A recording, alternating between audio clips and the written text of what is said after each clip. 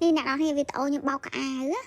ពេលដាក់ speed លឿនពេកទៅសម្បីខ្ញុំខ្លួនឯងក៏មើលចង់វិលមកដែរតែបើយើងអត់ដាក់ speed លឿនទេវាយូរ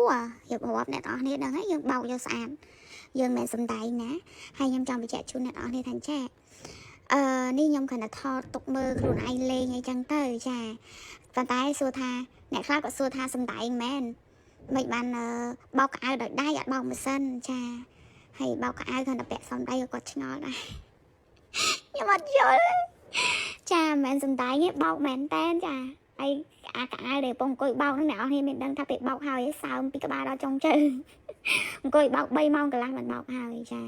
ហើយខ្ញុំចង់បញ្ជាក់ជូនថាបោកហ្នឹងខ្ញុំបោកទឹកក្តៅទៀតមិនអង្គុយបោកដៃធម្មតាបោកទឹកក្តៅទៀតមិនមែនបោកទឹកត្រជាក់ធម្មតាទេហើយបោកម្ដងចង់10ទឹកអីនោះបានខ្ញុំបោកហើយខ្ញុំបោកនេះខ្ញុំមិនបោកម្នាក់ឯងទេកុំគិតថាខ្ញុំបោកម្នាក់ឯងខ្ញុំបោក2នាក់កូនខ្ញុំទេចាកូនចៅនៅមួយខ្ញុំហ្នឹងណា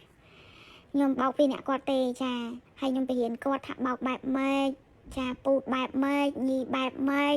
ដាក់សាប៊ូបែបម៉េចបោកប្រមាណទឹកឲ្យស្អាតចាហើយបើធម្មតាគាត់បោកទឹកត្រជាក់ធម្មតាទេហើយផ្ទះយើងមានម៉ាស៊ីនទឹកក្តៅតាមានទឹកក្តៅតាអញ្ចឹងបោកទឹកក្តៅទៅក៏វាល្អដែរចាហើយខ្ញុំបោកខ្ញុំចូលចិត្ត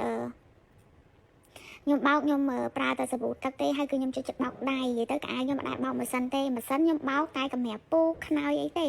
បើក្អៅដាច់ខាត់គឺខ្ញុំមិនដែលបោកម៉ាស៊ីនទេតាំងពីដើមអើយមកហើយខ្ញុំមិនដែលបោកក្អៅដោយម៉ាស៊ីនទេណាខ្ញុំនិយាយមែនណាអត់ដែរសោះហ្មងគឺខ្ញុំបោកដោយដៃហើយអ្នកនរនេះឃើញក្អៅនេះច្រើនដោយសារអីផ្ទះខ្ញុំកំពុងតែធ្វើថែមហ្មងអញ្ចឹងទៅគឺអត់មានកន្លែងបោកអត់មានកន្លែងហាក៏យើងទុកសិនទៅចាដល់ពេលហើយទុកច្រើនទៅគឺអត់បានទេមកអង្គុយជួយបោកគាត់ហើយយើងបរៀនបោកគាត់ទៅចាអ្នកនរនេះអើយវាឆ្អឹងខ្នងចកេះអីចុកអស់ហើយចាជាធម្មតាគឺយើងបោករាល់ថ្ងៃក្អៅមួយថ្ងៃខ្ញុំពាក់យ៉ាងច្រើន2កាផ្លេទេនៅផ្ទះ1កាផ្លេទៅក្រៅ1កាផ្លេអញ្ចឹងខ្ញុំបោករាល់ថ្ងៃគឺវាតិចទេចាហើយក៏វាអត់ហត់ដែរក្អៅអ្នកនរនេះចង់អត់ហត់តបោករាល់ថ្ងៃបើទុកតពេញទៅច្រែងបោកហត់ណាស់ខ្ញុំនិយាយមែន